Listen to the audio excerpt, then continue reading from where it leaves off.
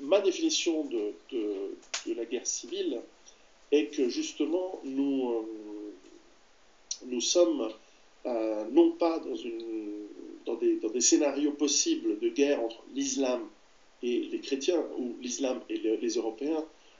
Je pense que nous sommes dans une approche multiconflictuelle. En réalité, nous pouvons parler du concept de guerre moléculaire. C'est un concept qui a été pas mal vulgarisé et propagé récemment par mon camarade et compatriote Bernard Wicht en Suisse, un historien très connu qui a parlé de cette guerre moléculaire globale dans laquelle nous entrons, cette période. En réalité, c'est un concept du penseur allemand Hans Magnus Enzensberger qui a défini ce concept comme étant une forme de guerre civile appliquée à un monde individualiste où les gens sont de plus en plus tellement individuels qu'ils n'ont plus d'appartenance à des ethnies ou à des groupes, et certainement plus à des nations, et qui, en cas de grande crise, vont être dans des multi-conflits les uns avec les autres et les uns contre les autres autour d'eux. Et la réalité, c'est que si vous regardez le monde musulman, puisqu'on parle aujourd'hui disons que les médias nous mettent dans une situation où l'on va voir l'islam et les musulmans comme des ennemis. Alors c'est une situation il faut faire très attention aux manipulations dans ce genre de situation-là. Ça ne veut pas dire qu'il n'y a aucun problème avec l'islam, mais il faut faire aussi très attention sur qui et comment est-ce qu'on veut nous mettre en conflit. Cela dit, les réalités sont que dans la rue, dans certains quartiers, vous ne pouvez plus agir comme est la coutume européenne. Vous êtes obligé de vous plier à la coutume des colons, des populations qui sont venues, et qui d'ailleurs ne sont pas toujours islamiques d'ailleurs. Il y a beaucoup de quartiers où il n'y a pas de musulmans, et où l'immigration est de tout un autre ordre, mais il faut avouer aujourd'hui que ce ne sont pas les immigrés chinois ou jamaïcains, encore que, qui font chier les gens dans les quartiers. En revanche, ce qu'il faut dire, c'est qu'il n'y a pas de bloc uni, c'est-à-dire que on le voit d'ailleurs même dans les pays qui sont des pays vraiment musulmans à 100%, on le voit en Syrie, ou presque à 100% en Syrie, etc. Lorsqu'il y a des conflits, les populations et les groupes s'atomisent en nombreux groupes qui sont parfois ennemis, parfois amis, parfois ont des conflits en interne. Et ça, c'est très humain et c'est très normal. Je pense que lorsque l'on regarde les guerres civiles dans le passé, ou même lorsque l'on regarde les guerres dans le passé, pensez aux croisades ou la Reconquista espagnole ou la conquête musulmane de l'Espagne, qu'est-ce que l'on voit? On voit des barons et des ducs chrétiens qui se battent du côté des musulmans, on voit des musulmans qui se battent du côté des chrétiens, en fonction des alliances, en fonction du moment, en fonction des besoins, et pareil pendant les croisades, on voit des princes syriens qui parfois luttent avec les croisés contre d'autres concurrents musulmans, et parfois on voit même des chrétiens se battre contre d'autres chrétiens avec des musulmans parce qu'il y a des conflits de succession et d'autres. Donc on a vu François Ier faire alliance avec le Grand Turc au XVIe siècle, au début du XVIe siècle, pour lutter contre l'Empire espagnol de Charles Quint. Donc on voit que c'est toujours un peu complexe. Bonjour à tous. Dans cette nouvelle vidéo, je vais vous parler d'un certain Piero San Giorgio, de son vrai nom Piero Fallotti, né en 1971 à Milan, en Italie. C'est un auteur survivaliste suisse, proche des milieux d'extrême droite, je tiens à le préciser aussi. En 2011, il publiera un livre intitulé Survivre à l'effondrement économique, dans lequel il développera la thèse d'un effondrement énergétique, écologique, financier, politique, social et économique, qui selon lui mènera logiquement à un état de guerre généralisé d'ici l'an 2025. Bon, il pose une date lui. Pour lui, une prochaine guerre civile est inévitable, il faudra développer des zones rurales autosuffisantes pour pouvoir y survivre. Piero San Giorgio développe des idées survivalistes qui sont contradictoires avec son statut de millionnaire ex-cadre d'Oracle Corporation, ex-vice-président de Salesforce chez Solix Technologies et fondateur d'Andiamo, une société qui aide à l'expansion européenne de start-up américaines.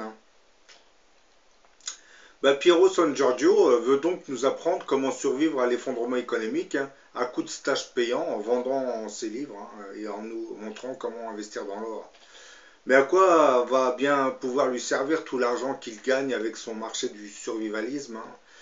Si l'effondrement économique est pour demain, et si effondrement économique il y aura, hein, parce que on ne sait pas trop, bien que je pense qu'il aura bien lieu. San Giorgio ne serait-il pas de ceux qui seraient responsables de ce désastre économique, puisque indirectement il compose l'oligarchie aussi, hein. Bah, ce personnage est devenu millionnaire sur le traitement de données concernant les marchés du Moyen-Orient, de l'Europe, de l'Est et de l'Afrique. Bah, il a ainsi le type même du businessman néolibéral, néocolonialiste, hein,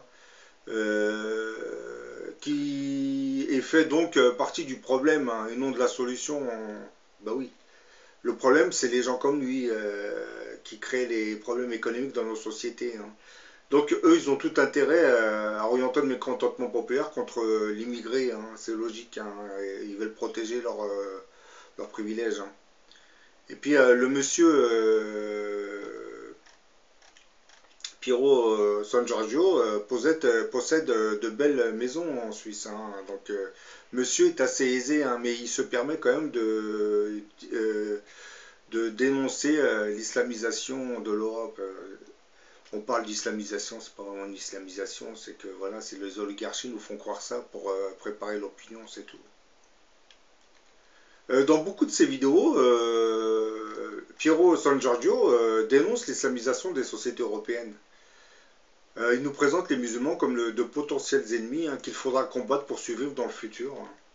Comme je l'ai déjà dit dans ma précédente vidéo, ce Piero San Giorgio composera en fait une oligarchie qui aurait tout intérêt à orienter le mécontentement populaire, hein, contre le bouc émissaire musulman. Bah oui. Et cela pour ne pas devoir répondre à des révoltes populaires qui menaceraient ses privilèges, hein. Parce que les oligarchies qui sont responsables de la situation économique désastreuse dans nos sociétés savent que le mécontentement populaire ne cessera d'augmenter et de grandir, hein. Et pour ne pas devoir répondre à ces agissements populaires, eh ben, on fabrique de toutes pièces l'ennemi à combattre, hein, qui est devenu le djihadiste musulman. Mais à travers le djihadiste musulman, c'est bien toute la communauté musulmane qui est visée, hein. Faut pas trop se leurrer non plus, hein.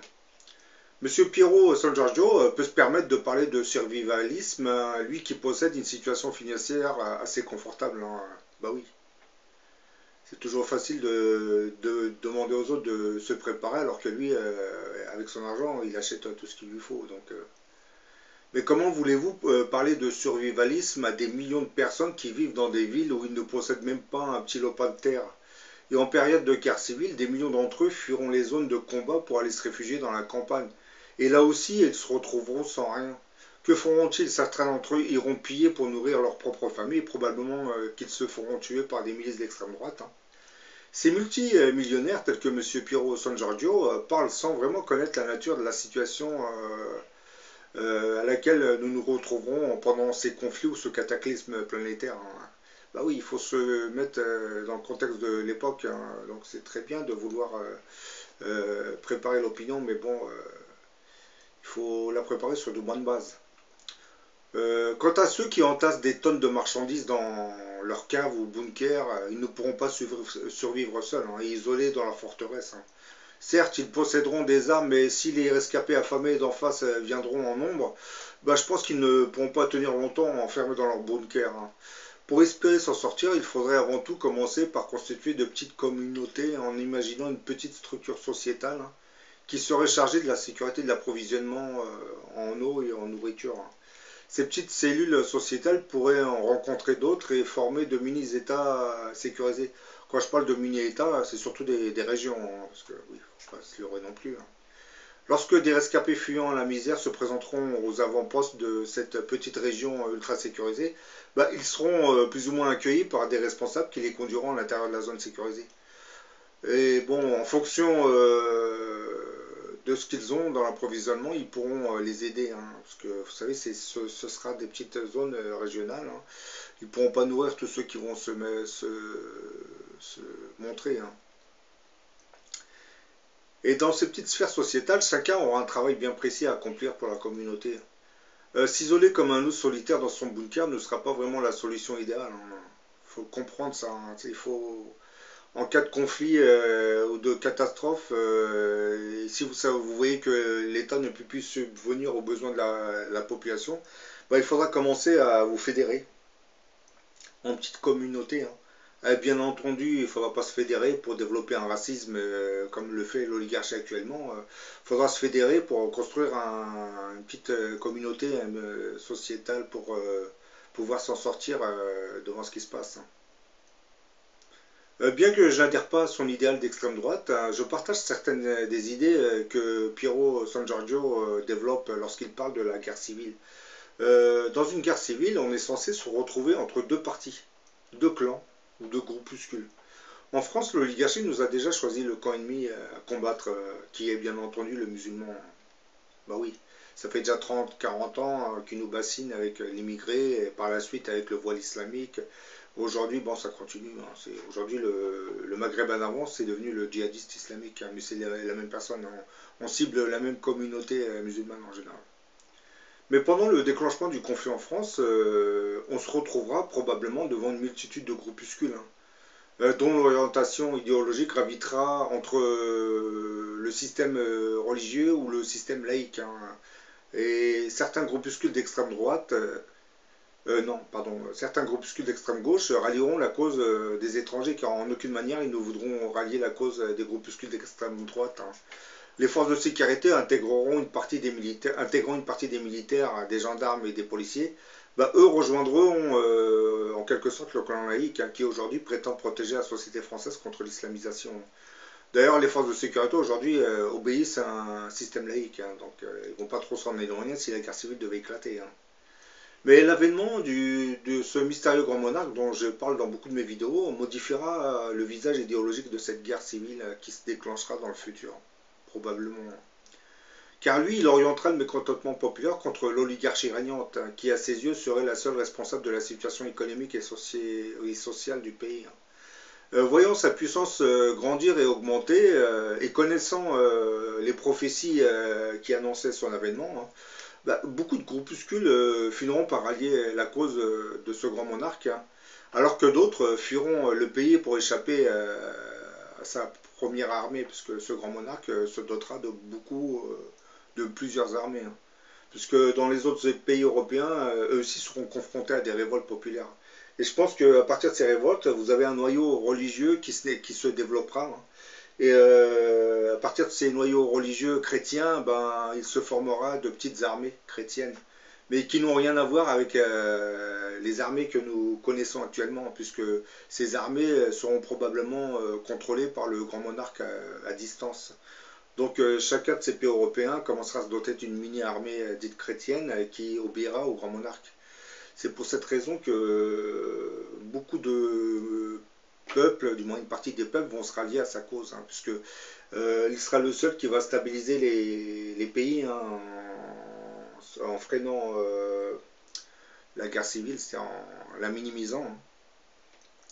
Parce que sans une autorité forte, les guerres civiles larvées se multiplieront et désagrégeront complètement les États dits européens.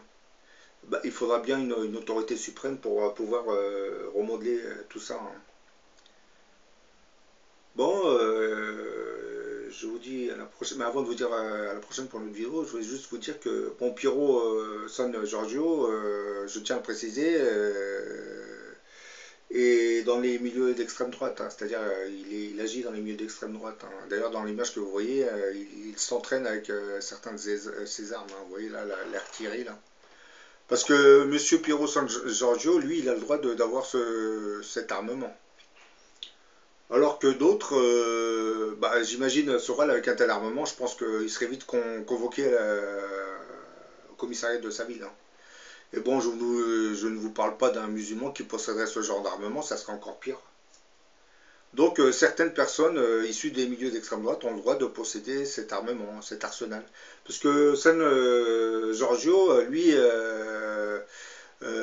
dit, du moins, il souhaite que tous les citoyens soient armés, puisqu'il a évoqué un scénario où un groupe terroriste prendrait le contrôle d'une petite ville, entrerait dedans, puis tuerait tous les villageois. Et à partir de cet épisode, il estime que si les gens se sont fait massacrer, c'est qu'ils n'étaient pas armés. Le problème, c'est que le gouvernement en France ne veut surtout pas armer les Français, pour une raison fort simple, c'est que le pays est très connu pour sa révolution de 1789. Donc armer les Français reviendrait à se condamner dans un futur proche, parce que lorsque eux ils décideront de se révolter, bah, ils vont se servir de l'armement qu'on leur a joyeusement donné, hein. Donc je pense que son idée ne sera pas suivie par le gouvernement, du moins par les autorités françaises. Par contre, lors de l'avènement du Grand Monarque, ça sera un autre problème, puisque les armées du Grand Monarque seront beaucoup plus modernes que celles qui existent actuellement. D'ailleurs, même concernant l'armement, je pense qu'on sera en face de nouvelles armes étrangères, type armes paralysantes. Bon, je ne vais pas vous effrayer sur certaines armes qui vont apparaître dans le futur. Bon, je vous dis à la prochaine pour une autre vidéo. Bon, pour ceux qui veulent voir la vidéo intégralement, parce que là je vous ai mis qu'un extrait de Son Giorgio, je vais mettre le lien en bas de la vidéo. Mais je tiens à préciser que je ne partage pas toutes ses idées, hein. Surtout lorsqu'il parle des immigrés, je ne suis pas vraiment d'accord avec lui. Je vous ai mis un petit passage où, bon, il ne descend pas trop les étrangers, mais bon, quand vous allez suivre la vidéo, je pense que certains vont vite comprendre que il est vraiment il est issu des milieux d'extrême droite. D'ailleurs, vu sa fortune. Mais ce qui m'amuse quand même, c'est que bon, il est d'origine italienne, hein, Son Giorgio, hein. Et dans les rangs du Front National, vous trouvez beaucoup d'anciens, du moins de descendants d'Italiens, de Polonais, qui, à leur arrivée, ont dû subir un racisme incroyable de la part des Français, mais par la suite se sont intégrés progressivement dans la société, et leurs descendants eh ben, finit par devenir extrémistes, c'est-à-dire eux ils refusaient carrément de voir intégrer les immigrés arabes qui venaient du Maghreb, hein. C'est quand même amusant, ils subissent le racisme et leurs descendants perpétuent le racisme qu'ils avaient subi mais contre d'autres minorités. Alors que dans mon esprit, je me serais dit qu'après avoir subi le racisme de la part des Français, hein, les Italiens, les premiers Italiens et les premiers Polonais ben, auraient un peu changé et puis seraient compatissantes avec les nouveaux arrivants. Mais bon, il faut croire que la nature humaine est faite de cette manière, hein. Vous subissez un racisme et vous devenez encore plus raciste que ceux qui vous ont discriminé, hein. C'est un peu étrange, mais bon. La nature humaine est très très complexe, pour ne pas dire influençable, hein. Surtout par le diable. Mais c'est vrai que quand on parle du diable, les gens ils imaginent voir la bête avec ses deux cornes. Vous savez, le diable, il peut créer des groupuscules d'extrême droite, hein, et puis il peut leur inspirer des idées, hein. Il n'a pas besoin d'apparaître devant quelqu'un pour lui parler, hein. Il agit à distance télépathiquement parlant, hein. Ah oui, de toute façon, si vous le voyez, vous n'allez jamais lui obéir, hein. C'est un peu logique, hein. C'est une bête, le diable. Bon, c'est devenu une bête, mais bon, à l'origine, comme j'ai dit dans certaines de mes vidéos, c'était un archange, hein, faut pas l'oublier, hein. Il a refusé d'obéir au programme que Dieu venait de créer, hein. C'est le programme, vous savez, c'est lequel? C'était l'homme, hein. Il fallait intégrer une âme dans le corps de cet homme, hein. Le diable avait refusé de se soumettre à ce nouveau programme. Donc Dieu lui a expliqué que s'il ne voulait pas accepter ce programme, eh ben, il devra quitter le royaume.